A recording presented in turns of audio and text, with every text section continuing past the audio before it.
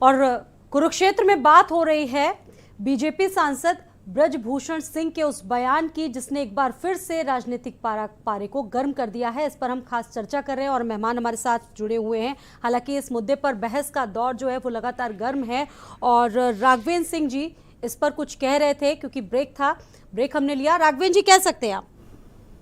ठसक के साथ सरकार चलाने वाले लोग ये तो कहीं देंगे, जहाँ जो चाहेंगे कह देंगे। ये ठसक के साथ सरकार चलाएंगे। ट्रेनी महाराज के लड़के को जेल के अंदर 4 कूलर देंगे, भोजन देंगे, 20 पुड़िया पान देंगे। ठसक के साथ सरकार चलाएंगे।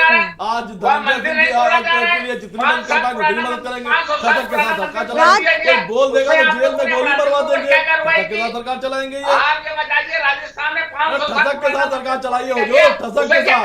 आप तो ठसक के साथ सरकार चलाने वाले लोग हैं।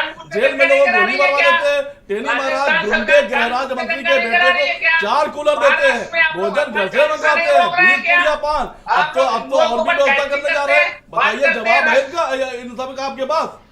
और अगर जब आप ठसक के साथ सरकार चलाने की बात करते हैं तो ब्रजभूषण सिंह जी तो आपके बड़े नेता हैं, बहुत ठसक की बात करते हैं। पूरे ठसक के साथ इन्होंने बताया कि भगवान प्रभु श्री राम के दर्शन जिसको वो चाहेंगे वो कर पाएगा, बाकी किसी को करने नहीं देंगे। यही है ठसक की सरकार आपकी। जवाब है आपके पास?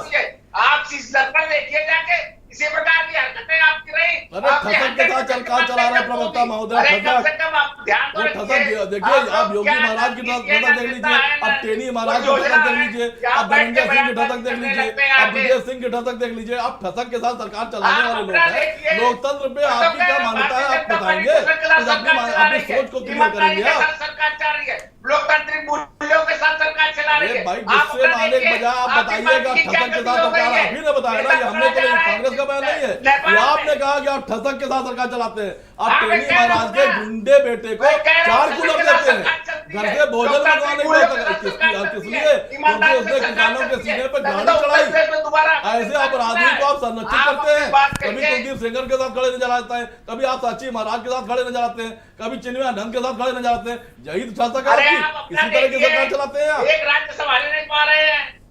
अरे गुस्से में आइए, गुस्से में आइए। ठसक के साथ सरकार चलाने वाले लोग। राघवेंद्र जी, एक सवाल का जवाब और दे दीजिए। योगी आदित्यनाथ की बार बार प्रशंसा करते हैं राज ठाकरे और कहते हैं कि योगी मॉडल बहुत अच्छा है और हमारे राज्य में तो सब भोगी है।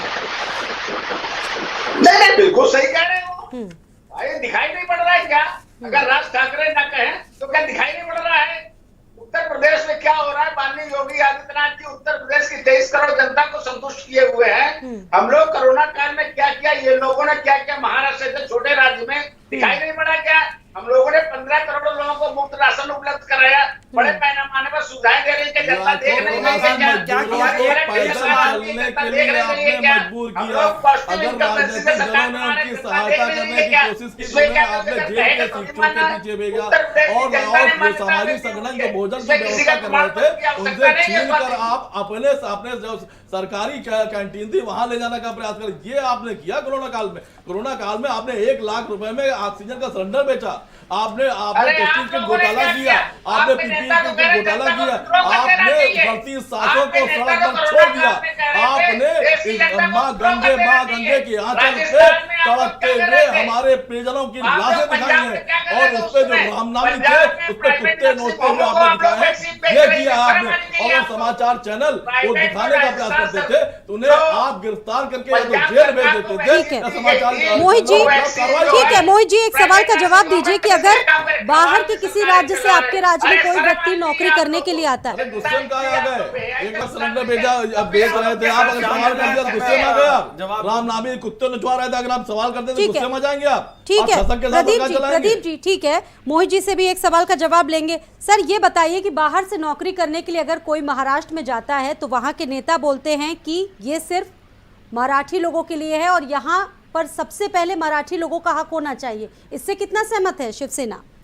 देखिए, आपको मैं बताऊं कि महाराष्ट्र में अभी जैसे आपने कहा कि इस प्रकार से अन्य राज्यों के लोग जा रहे हैं। अभी जिस समय कोरोना था, आपको पता होगा कि उस समय कोरोना में सबसे ज्यादा जो काम करने वाले लोग थे, जो मजदूर थे, वह किस राज्य से आ रहे थे? महाराष्ट्र से आ रहे थे ना। तो वो वहां पे काम कर रहे थे तभी वहां से जा रहे थे। ऐसा तो था नहीं कि कोरोना में उनको भर भर के लाया गया था। महाराष्ट्र के मुख्यमंत्री जी ने उनके लिए फ्री यात्रा के प्रबंध भी करवाया था और कई ट्रेनें उनके लिए चलवाई। शुरुआत में जरूर कठिनाई रही क्योंकि एकदम से निर्णय ले लिया गया था कि भैया जैसे नोटबंदी आज रात 12 बजे से सब बंद, उसी प्रकार से सब एकदम से बंद हो गया था। अगर शायद अब हो सकता है वो निर्णय रहा हो तो राष्ट्रीय स्तर के जो निर्णय अगर जो राष्ट्रीय हित में है उसके संबंध में मैं कुछ कहना नहीं चाहूंगा, लेकिन इतना जरूर कहूंगा कि अन्य राज्य से काफी लोग, इवन हमने भी महाराष्ट्र के अंदर काम किया, किसी इस तरीके का कोई समस्या नहीं है। और अब पहले क्या थी उसके बारे में इतना मैं चर्चा लेकिन नहीं राज करना चाहता। ठाकरे खुलेआम चुनौती दे चुके हैं आपकी सरकार को और कहते हैं कि पहले मैंने निवेदन तो कर लिया, अब आंदोलन शुरू हो जाएगा सड़कों पर। 3 मई की चेतावनी भी बीत गई है, यानी कि एक बड़ा उग्र आंदोलन होगा उनकी तरफ से। क्या कुछ तैयारी है इसको लेकर आपके लिए? देखिए, वह जो भी व्यक्तिगत बयान दे रहे हैं वो उनका व्यक्तिगत बयान है। महाराष्ट्र की सरकार पूर्ण रूप से वहां पर कानून व्यवस्था को लागू करने के लिए पूरी कोशिश नहीं कर रही है, करेगी। और महाराष्ट्र की पुलिस सक्षम है कि अगर कोई भी व्यक्ति कानून को हाथ में लेगा तो उसको उसी जवाब, मतलब उसी तरीके से उसको जवाब भी दिया हाथ जाएगा। पैर तोड़ देंगे, राज ठाकरे कह रहे हैं कि हाथ पैर तोड़ देंगे ऐसे लोगों का। देखिए, वह कुछ भी कह सकते हैं, बड़बोलेपन में अगर कोई व्यक्ति कुछ भी कह रहा है तो उनका स्टाइल हो सकता हो, ये वो कुछ भी बोल रहे हैं। अगर वो कुछ भी गलत करते हैं तो उनके ऊपर कानूनी कार्यवाही निश्चित होगी, चाहे राज ठाकरे जी हो चाहे अन्य कोई हो। हमें एक चीज का हमेशा सभी लोगों को ध्यान रखना चाहिए कि अगर कोई भी व्यक्ति अगर हमारे सरकार के खिलाफ भी बात कर रहा है तो उसका ये मौलिक अधिकार है। अगर वह किसी प्रकार का सामाजिक मुद्दों को उठा रहा है तो वो भी उसका अधिकार है। लेकिन किसी भी तरीके से ऐसा ना हो कि हम बड़बोलेपन में आके उसके लिए ऊट पटांग बोलना शुरू कर दें। ठीक है, शिशिर चतुर्वेदी जी, एक बयान और भी बीजेपी सांसद ने दिया है और कहा है कि मंदिर निर्माण तक विश्व हिंदू परिषद की बड़ी भूमिका रही, राम मंदिर निर्माण को लेकर, और कहीं से भी इसमें ठाकरे परिवार का कोई योगदान नहीं है। देखिए, राम मंदिर के मामले में तो आपको साफ साफ बता दें, राम मंदिर की पूरी लड़ाई अखिल भारत हिंदू महासभा ने लड़ी और राम जन्मभूमि का मैं स्वयं पक्षकार रहा हूं। तो भारतीय जनता पार्टी के क्रेडिट लेना चाहे तो ले सकती है, लेकिन सच्चाई यह है कि सुप्रीम कोर्ट ने आदेश किया था सरकार को वो जाकर के वहां पर मंदिर का निर्माण कराए कमेटी बनवा के। तो ये सीधे से अदालत का फैसला है, उसका कंप्लायंस सरकार करा रही है। हाँ, ये जरूर है कि योगी आदित्यनाथ जी जैसे एक हिंदूवादी चेहरा या इस सरकार में है तो जो काम 4 साल में होता है वो 2 साल में हो जाएगा, ऐसा विश्वास हम सबका है। और हम लोग भी आशा रखते हैं कि योगी जी के साथ कि ये जो आंदोलन राम जन्मभूमि के लिए हुआ था ये उसी मठ, गोरखपुर मठ से, क्योंकि जो उनके गुरु जी थे महंत अवैधनाथ जी और दिग्विजय नाथ जी, वो हिंदू महासभा के नेता थे, तो उसी मठ से ही वह संग्राम की शुरुआत हुई थी। तो एक योगदान योगी आदित्यनाथ जी का, उनके दादा गुरु का, हिंदू महासभा का जरूर रहा। आदित्य ठाकरे भी पहुंच रहे हैं और 5 जून को राज ठाकरे भी पहुंच रहे हैं। महाराष्ट्र निकलकर अब इनको यूपी बहुत प्यारा लगने लगा है। देखिए, वो आ रहे राम जी के दर्शन करने आ रहे हैं। योगी जी बहुत अच्छा उत्तर प्रदेश में काम कर रहे हैं, इसमें कोई भी संशय नहीं है। अभी शिवसेना के हमारे मित्र बता रहे थे कि बहुत अच्छा वहां शिवसेना काम कर रही है। आपको कुछ दिन पूर्व की बात याद दिलाते हैं, ये वही शिवसेना है जब वहां पर उत्तर भारतीय लौट रहे थे तो कोई संसाधन उनको नहीं मिला था, तो सोनू सूद एक्टर वहां लगातार वहां समाज के लिए कार्य कर रहे थे, सारे चैनल दिखा रहे थे। दूसरी तरफ कांग्रेस के हमारे मित्र प्रदीप भाई अभी बता रहे थे, तो कांग्रेस के मित्रों ने क्या किया उस कार्यकाल में आपको याद दिलाते हैं, राजस्थान से टेम्पो के नंबर भेज के या गाड़ी देखने का नाटक कर रहे थे। समाजवादी लोग वो जो थे, समाजवादी नेताजी जो ट्विटर पे ट्विटर खेल रहे थे। एक योगी जी एक नेता ऐसे थे कोरोना काल में जिनके पिताजी का उस वक्त देहांत हुआ, उन आंसुओं को लेकर के टीम 11 के साथ मीटिंग करके वहां कार्य करने का काम कर रहे थे उस वक्त। लेकिन मेरी चिंता इस बात पे है कि आज जिस मुद्दे पे चर्चा है, आपको याद है कि ये राघवेंद्र सिंह जी से मैं प्रश्न कर रहा हूं कि ये जो आपके सांसद जी ने कहा है कानून का सीधा सीधा उल्लंघन, कानून को चैलेंज जो इन्होंने किया है कि हम राज ठाकरे को घुसने नहीं देंगे, मैं इनसे पूछना चाहता हूं क्यों नहीं इनकी जबान पे लगान ब्रजभूषण शरण सिंह जी के पे लगाते हैं? क्योंकि इन्होंने इससे पूर्व में क्या कहा था आपको याद होगा, जिस व्यक्ति ने भारत माता को डायन कहा, भारतीय सेना को बलात्कारी कहा, ऐसे दुष्चरित्र आजम खान के से मिलने के लिए अभी बात इन्होंने कही, उनके साथ खड़े होने की बात की।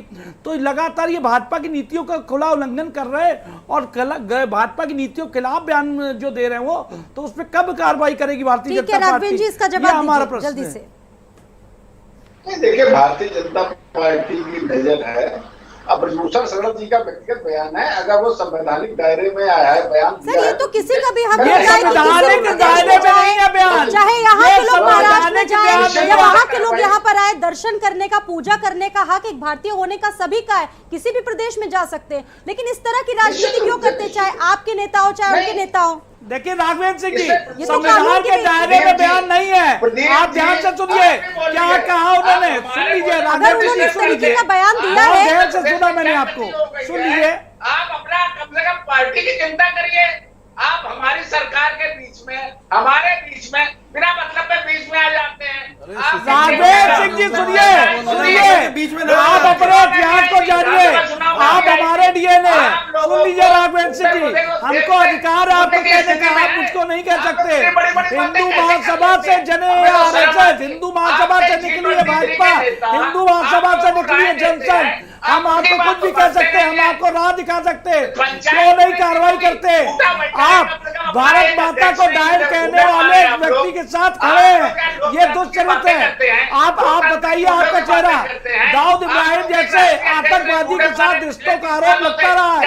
आप ये आपको मालूम है, ये किसी भी को उत्तर प्रदेश में आने से रोकने की बात करेंगे?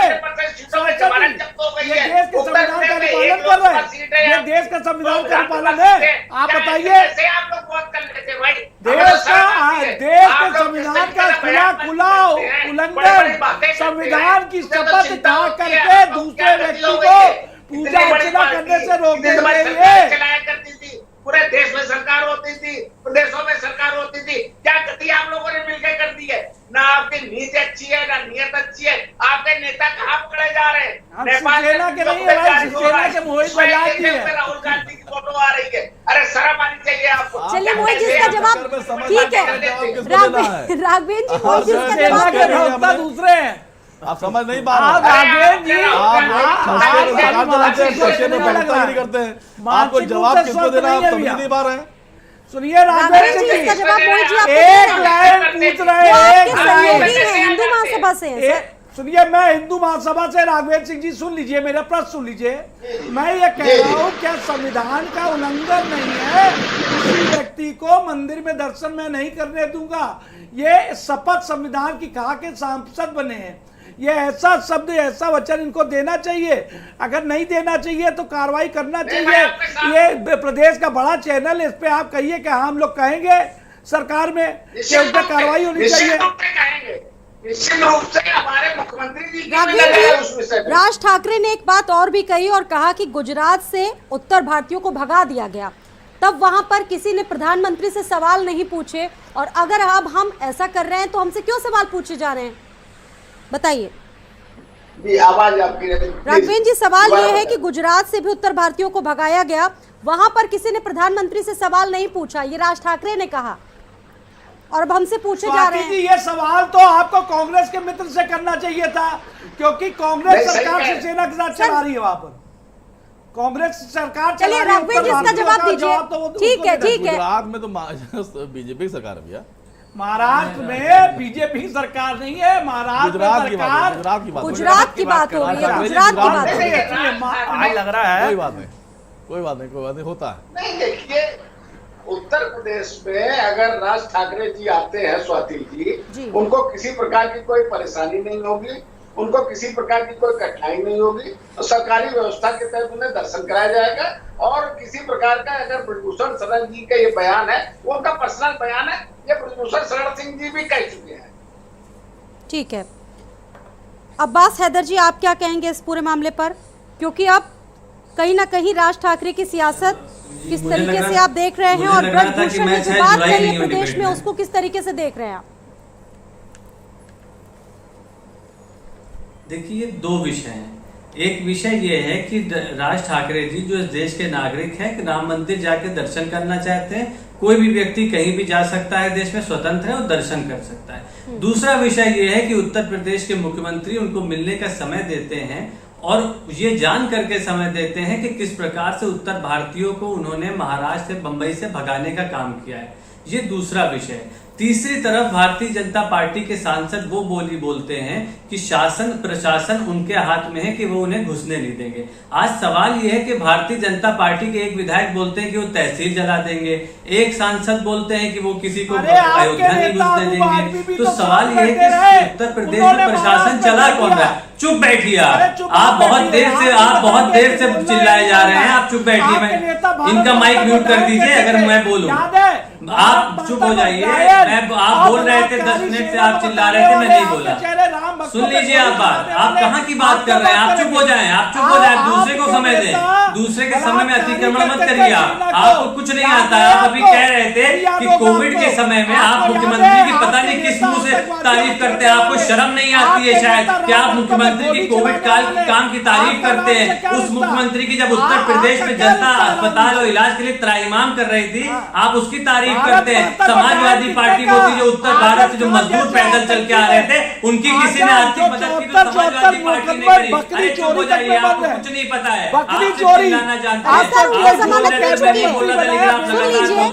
शिशिर जी, उनको जमानत मिल चुकी है कई मामलों में, एक मामला ही रह गया उन पर। लेके आए हैं और आप इतने बेशरम हो चुके हैं कि आप तारीफ करते जाएंगे। 73 में जमानत मिली अभी केवल।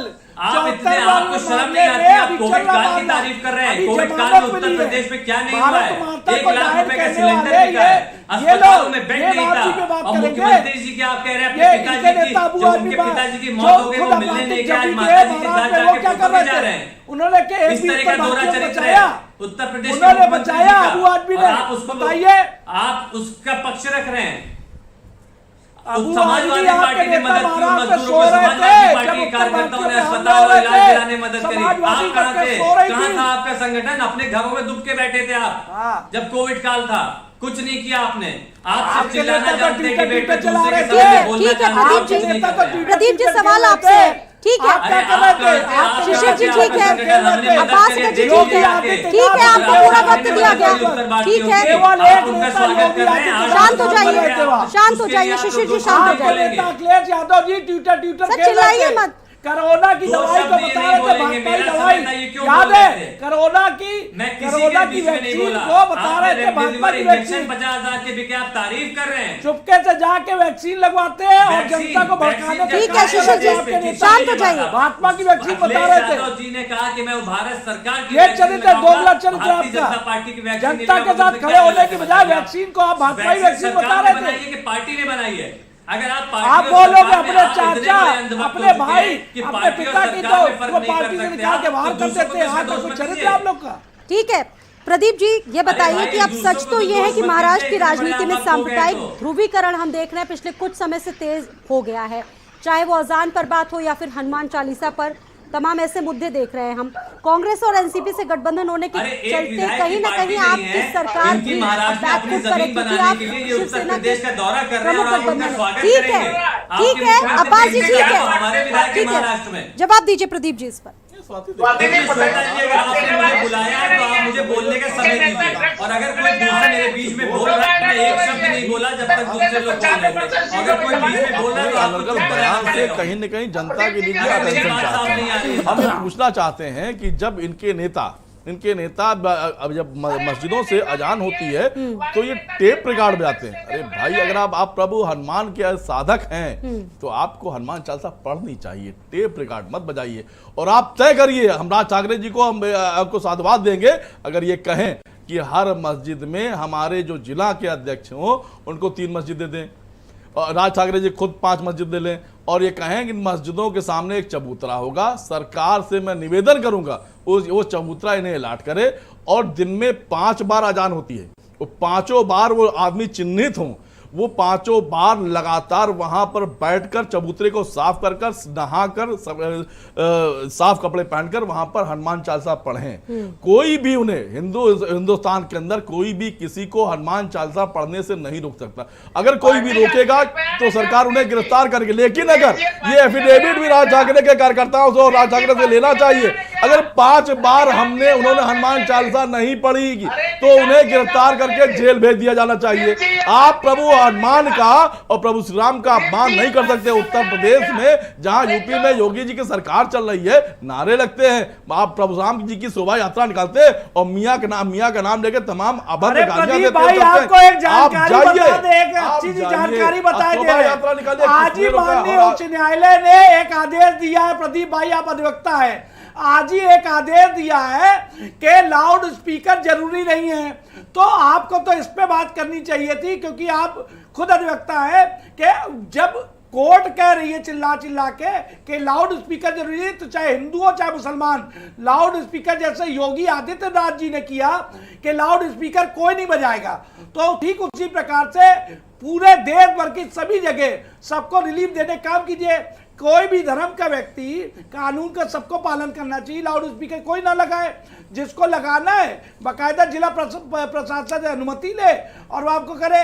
ये कौन सा तरीका है कि अगर वो लाउड स्पीकर बजा रहा है तो इनको भी चबूतरा दे दो? पहले तो इसकी जांच होनी चाहिए, वो धार्मिक स्थल की जमीन जो वैध है कि नहीं वैध है, उस पर लगा हुआ लाउड स्पीकर वैध है कि नहीं वैध है, तो ये होना चाहिए। आप तो उल्टी बात कर रहे हैं कि उनको भी एक चबूतरा अलॉट कर दो और जाके वो भी ठीक है। प्रदीप जी इस पर कहना चाह रहे हैं कुछ, तो दोनों ठीक है, उनको भी समय दीजिए। शिशिर जी ठीक है, ठीक है, प्रदीप जी इस पर कुछ कहना चाह रहे हैं। लाउड स्पीकर उतरे नहीं है उत्तर प्रदेश में से। अरे महोदय, आप आधे ज्ञान के साथ मत आया करिए। उत्तर प्रदेश में योगी जी की सरकार ने लाउड स्पीकर उतारे नहीं, झूठ बोलना मत करिए, झूठ बोलना मत करिए। लाउड स्पीकर उतारे नहीं है, बिल्कुल नहीं उतारे हैं। हर पूरे प्रदेश में हर स्थल पर लाउड स्पीकर पे आज ही एक आदेश दिया है। प्रदीप भाई आप बताइए आदेश आया कि नहीं आया? मैंने आपकी बात अरे एक एक करके आप लोग अपनी बात रखिए, एक एक करके अपनी बात रखिए। आया कि नहीं आया? ठीक है, पहले प्रदीप जी को बोलने दीजिए, एक एक करके अपनी बात रखिए। लाउड स्पीकर उतारे आज बिल्कुल उतरे। अरे ऐसे आप लोग एक साथ बोलेंगे तो आपकी आवाज समझ में नहीं आएगी। आज बहुत से लोगों को वेद हुआ है। कोर्ट का आदेश आया कि नहीं लाउड स्पीकर पे? कोर्ट का आदेश आया कि नहीं आया? बहस कर रहे हैं, कोर्ट का आदेश आया लाउड स्पीकर पे? आप लाउड स्पीकर उतरने का आदेश देना चाहिए कि नहीं देना चाहिए? आप ये बताइए। लाउड स्पीकर उतरवा रहे, सही काम कर रहे कि नहीं कर रहे? योगी सरकार कानून आप उतरवा रहे, वैल्यू डाउन करा रहे, सही कर रहे कि नहीं कर रहे? आप कोर्ट के साथ है कि विरोध में? आप संविधान के साथ में, आप संविधान के विरोध में? आप बताइए संविधान का उल्लंघन कौन प्रदीप भाई कर रहे हैं? बिल्कुल नहीं। प्रदीप भाई वकील होकर हिंदुत्व का चोला सभी ओढ़ना चाहते हैं, चाहे कांग्रेस हो चाहे बीजेपी हो। हिंदुत्व की आड़ में वोट लेना आप सब जानते हैं। लाउड स्पीकर उतारने के लिए आज ही आदेश आया है। ठीक है, आज आया, लेकिन अरे सुन लीजिए, क्योंकि यहाँ का मुस्लिम हम ये कहना चाह रहे हैं, ठीक है, तो तुष्टिकरण का फायदा कौन नहीं उठा रहा है? ठीक है, किसी भी जनपद में आप जानकारी कर लीजिए। आज ही हाईकोर्ट का आदेश आया बिल्कुल नहीं उतरे, ठीक है, बिल्कुल नहीं उतरे, बिल्कुल नहीं उतरे। क्योंकि इसका मतलब है कि आप ये कह रहे हो न्यायपालिका के आदेश का ये सरकार उल्लंघन कर रही है। आप ये कहना चाहते हो? आज आदेश आया कहना चाहते हो तो बताइए, कह रहे हो कि योगी सरकार उल्लंघन कर रही है। तो अगर आज आदेश आया है, अगर योगी सरकार उतार देगी तो हम कहेंगे योगी सरकार ने कानून का पालन किया। अगर नहीं उतारेगी तो हमें कहेंगे कि योगी सरकार ने न्यायपालिका का उल्लंघन किया। क्योंकि आप बार बार ये कहते हैं, हम बार बार ये कहते हैं कि आपने भारतीय जनता पार्टी की सरकार वो सरकार है जो दलित नौजवान को अपनी शादी में घोड़ी पे जोड़ने नहीं देती है। आप तो वो सरकार हो जहां पर अयोध्या में बाथरूम के साथ बलात्कार होता है, वो सरकार बलात्कारियों के खिलाफ खड़ी होती है। ये तो वो सरकार है जहां किसानों के सीने पे गाड़ियां चलती हैं और सरकार अपराधियों के साथ खड़ी जाती है। उन्हें 4 कूलर देती है, भोजन देती है, 20 पुड़िया पान देती है। ठीक है, अब आप लोग शांत हो जाइए। ठीक है, शांत हो जाइए सर, शांत हो जाइए। सुन लेते, अगर आप सुन लेते तो हम आपको हम समर्थन करते जाते। आपने मेरी बात सुनी नहीं, आपने सुशील जी सुनी ही नहीं बात। आप सुनिए, आप लाउड स्पीकर उतरने चाहिए कि नहीं उतरने चाहिए? हम जान रहे हैं योगी सरकार कानून का पालन नहीं कर रही है। योगी सरकार नहीं उतार रही है, योगी सरकार नहीं उतार रही है, योगी सरकार नहीं उतार रही है, योगी सरकार कानून का पालन नहीं कर रही है। बिल्कुल कर रही है, योगी उतार रही है, सरकार ही कर कहाँ रही है। उतार रही है, आप नहीं कर कहाँ रहे। उतार रही आप है, अपने राज्यों उतारी में कहाँ मंदिरों को बताइए, तुड़वा झूठ रहे हैं, बोलना बंद करिए, मस्जिदों को झूठ बोलना सुरक्षित बंद करा करिए, रहे हैं। बिल्कुल नहीं आप उतारी, मंदिरों को तुड़वाने बिल्कुल वाले नहीं लोग उतारी, हैं। बिल्कुल आप नहीं उतारी, पाकिस्तान में आतंकवादियों बिल्कुल नहीं का उतारी, बिल्कुल नहीं देखिए, आप उतारी। लोग टॉपिक अरे मत हम चेंज कीजिए, मसूद अजहर प्लीज। को कंधार छोड़ने नहीं गए थे, हम मसूद अजहर को कंधार ठीक है, छोड़ने मोहित नहीं जी, गए आप थे, आतंकवादी हमने छोड़ने वाले लोग हैं। ठीक है सर, आतंकवादियों को पालने ठीक है, वाले मोहित लोग जी, हैं। शांत हो जाइए अब। भारतीय बस जनता बहुत हो पार्टी गया। जिन्ना के साथ मिलकर सरकार चलाने वाले ठीक लोग है, हैं। ठीक और है। हिंदू महासभा की तो बातें न करिए आप, हिंदू महासभा वो महासभा प्रदीप जी, है, अगर शांत नहीं होंगे तो फिर आप लोगों को शांत करवा दिया जाएगा, फेडरल करवा दिया जाएगा। प्लीज शांत हो जाइए। करौली में क्या हुआ? ठीक करौली है। की बात कर रहे हैं आप, करौली की बात कर, करौली अरे भाई, ने दूसरों अपना को काम बोलने किया का मौका है, यहाँ तो दीजिए। मासूम के साथ बलात्कार हो रहा है। राजधानी जहाँ पे बैठकर आप बहस कर रहे हैं, 3 हफ्ते एक दिन में होती है, इस पर जवाब आता है आपके पास। किसानों के सीनों पे गाड़ी चढ़ा जाती है, आपने कभी बोला?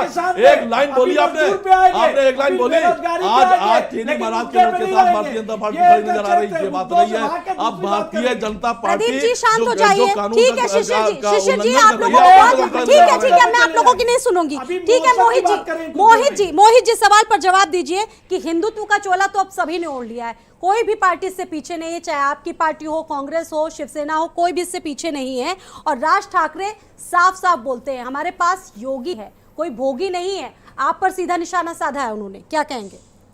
देखिए, हम लोगों ने जो चोला पहना है वह इंसानियत का चोला पहना है, पहले से, आज से और हमेशा से। हिंदूवादी हम हैं और इस पर हमें गर्व है। और इस पर बाला साहेब ठाकरे ने भी कहा है कि I am a Hindu, mad Hindu, इस हमें गर्व है। लेकिन इसका मतलब ये नहीं कि हम दूसरे धर्म का अपमान करें।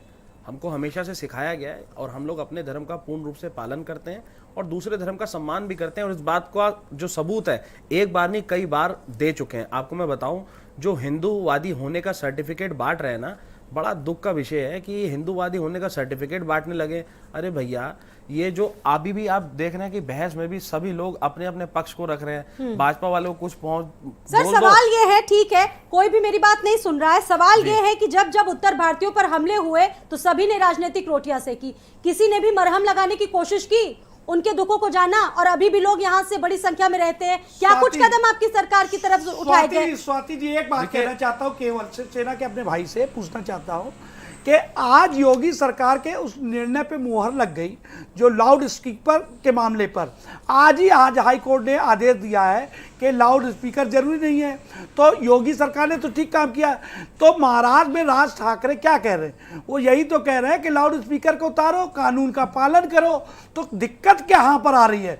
और लाउड स्पीकर मस्जिदों के ना उतारो, आप मंदिर के भी उतारो, गुरुद्वारों के भी उतारो, चर्च के भी उतारो, कोई दिक्कत नहीं है। तो उतारने के लिए कानून आप का किसी भी पालन तरीके करो, की बस धमकी यही देंगे। जनता को धमकी देंगे, आप लोगों को धमकी देंगे वहां पर। अपनी बात आप कायदे से भी तो रख सकते हैं ना, धमकी देने का क्या मतलब है सर? ठीक है, मैं अपनी बात रखता हूँ। देखिए माननीय शिशिर चतुर्वेदी जी, देखिए मैं आपको बहुत सरलता से बताता हूँ। सबसे पहले तो आपने कई बार इस बात को बोला, मैं आपको बता दूं, हाई कोर्ट ने बिल्कुल ये निर्णय दिया है आज। और ये दिया किसने था? दरअसल लाउड स्पीकर पर अजान करने की एक अनुमति मांगी गई थी बदायूं की एक मस्जिद से, और उन्होंने वहां से सीधा हाई कोर्ट की तरफ रुख किया था कि भैया हमको अनुमति दे दी जाए। पहले जिला प्रशासन को किया था लेकिन नहीं मिल पाई, क्योंकि इसके अंदर ऑलरेडी पहले भी हाई कोर्ट कई बार बोल चुका है, ये पहली बार नहीं हुआ। और सुप्रीम कोर्ट की ये गाइडलाइन है जी, और सुप्रीम कोर्ट के गाइडलाइन के बाद ही चाहे उत्तर प्रदेश की सरकार हो, चाहे महाराष्ट्र की सरकार हो, चाहे अन्य राज्यों की सरकार हो, सभी का इसको पालन करना चाहिए, पहली बात। दूसरी चीज जो आपने कहा, मैं पूरी तरीके से आपकी बात का समर्थन करता हूं कि किसी भी तरीके का बवाल करने की तो जरूरत ही नहीं है। चाहे मंदिर हो, चाहे मस्जिद हो, चाहे गुरुद्वारे हो, चाहे चर्च हो या अन्य कुछ भी, किसी भी तरीके का, चाहे धार्मिक हो चाहे धार्मिक ना भी हो, सब जगह से लाउड स्पीकर से अगर समाज को दिक्कत है तो उस पर हमें एकजुट होकर इसका समाधान निकालना चाहिए। ऐसा नहीं है कि हम लोग किसी तरीके से पॉइंट आउट करके कि भैया बच्चों वाली लड़ाई लड़े, हमने तो कर दिया आपने नहीं किया, हमने कमल पकड़ के कर दिया आपने नहीं करा, हमने ये पकड़ के कर दिया आपने वो नहीं किया। राज ठाकरे ने कहीं ना कहीं आपकी सरकार को भी कमजोर बना दिया, और अगर बीजेपी के साथ जाते हैं तो बहुत कमजोर होगी कहीं ना कहीं शिवसेना। देखिए, हमारी सरकार को अगर कमजोर बना दिया होता तो आज महाराष्ट्र की स्थिति अलग होती। आप सोचिए, ईद के पावन मौके पर, ईद जैसे मौके पर हमने दोनों तरीके से काम किया। हमने अनुमति राज ठाकरे जी को भी दी, ऐसा नहीं है, उनका भी अधिकार है, हमने किसी के अधिकार का हनन नहीं होने दिया, क्योंकि देश में सबसे ऊपर अगर हम लोग मानते हैं तो हम संविधान को मानते हैं और उसका पूर्ण रूप से संविधान करते, मतलब उसका सादर और मान करते हैं उसका, वही हमने किया। दूसरी तरफ हमने अपने मुस्लिम भाइयों के लिए वहां पर किसी प्रकार की अशांति ना हो, शांति व्यवस्था और कानून व्यवस्था बिगड़े ना, ठीक है, वहां अशांति ना हो, इसका भी हमने पूरे तरीके से ख्याल रखा। तो ये तो बहुत अच्छी हमारे, अगर यूपी आप अपनी बात कह रहे हैं और आपको कहने का पूरा अधिकार है, सभी को पूरा अधिकार है अपनी बात कहने का, लेकिन सवाल ये है कि जिस तरीके से राज ठाकरे को यूपी की अब याद आ रही है, अयोध्या की याद आ रही है और उसको लेकर बीजेपी सांसद एक बयान देते हैं, किस तरीके से प्रदेश का जो राजनीतिक पारा है वो गर्म होने वाला है। फिलहाल आप सभी का बहुत बहुत शुक्रिया हमारे साथ इस चर्चा में शामिल होने के लिए। फिलहाल कुरुक्षेत्र में इतना ही।